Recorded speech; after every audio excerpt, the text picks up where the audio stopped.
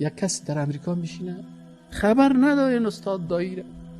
نه والا خبر نداریم. تو بگو معرفیش که چه قسمت است. این استاد دایی وقتی که می درس میده 26 تا بادیگاردها ازید اتاق شیشتگی. خب 6 تا موترهای تعقیبی داره. من یک وقت سعی کردم گفتم مالی کدام دایی را میگه؟ پس میدونی 6 تا سری داره. خب دیگه چی دارن؟ دیگه اگر این نوکر آیسای و امریکا نباشه من پرسانش میکنم که 26 تا بادیگارد از کجا کردی؟ ماش از یاره کی میتن؟ این همی حالا محمد ما فهیم جان بیچاره یک موترک لقبو داره از ما بهتر در موتر از اومدی. ما هم استاد است مو از ما که یک ذره خوب است که موتر لقب داره. صحیح نه؟ ما وردوی ما در موتر ما فهیم خیستم آمدیم. این بیچاره آمد پشت ما مرا تا به اینجا آورد. همه شما کلتار من چند تا بادیگارد ما میده شیشتگی رویش سیاه. کاش که بته میگه یهود و نصارا میته. کاش که یهود و نصارا غیرت داشته باشه ما در شهر رای منک صحیح بگردیم. یا ماما برای چی میده؟ اینا چی گپ است؟ این کلش تخریبات. باز بعضی کسای دیگه باز از زیرش ببینید باز از کامنتاژ باز برشنشته میکنن. یا کلشون هم مترستن. واقعا استاد دایی تو باید در محکمه جواب بدی که 6 تا موتر زریر از کجا کردی؟ این بیچاره در عالم خیال چی میکنن؟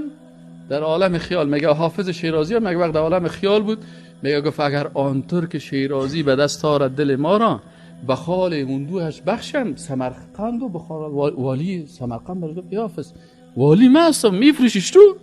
گفت ما خود عالم خیال دیگه زندگی میکنم فکر میکنم من کل دنیا کی پیش من هستم بر هر کس فروخته برم. اکثر این شاعرها و نویسنده و برنامه سازا کسی در عالم چی زندگی میکنن، لکن این کسایی که تخریب میکنن متوجه هستین باز یاد عالم خیال نیستن. یاد عالم چی هستن؟ در عالم خبث و مرداری هستن به خاطر زشت ساختن چهره های مسلمان ها. چی میکنن؟ حالا می خبر است مثلا امیال دمی روزا خود چیز اعلان نمیکنن. یعنی استرالیا چند نفر میگه افغانا را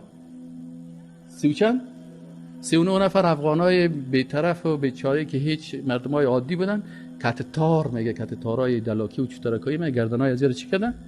یاره بریدن. این حالو بخیزن این مسائل حقوق بشر باش بگه لعنت خدا سر تو. این 39 تا را خود گفتی چند تا صفرش کم کردی و خدا خبر خدا میشه صفرش چی میکنن؟ کم میکنن. تو 3900 تا بود یا 3 لک کشتی چقدر کشتی دیگه که کشتن؟ هیچ. ما یک نفر حقوق بشر نخواستم که امروز بخیزه برای وزیر دفاع ازو یا برای عسکرایش یا با صاحب منصبا یا با قماندانایی که امر کردن برای از بگن که یا تروریست هستن یا فاندامنتالیست هستن یا جنایتکار هستن یا خائن هستن یا باید محاکمه شون قرار اون. اما اگر یک دانه مسلمان در یک بغل کوک هیچ مسلمانی را میاد نداره خیست یک گوسفند دم بشه برید یا از یک حیوان دم بشه به جای قطع کرد. اهل مسلمان های تروریست دم به یک گوسفند در کرد. بله نمایش شده نکنه. بله حقوق بشر است حقوق حیوان.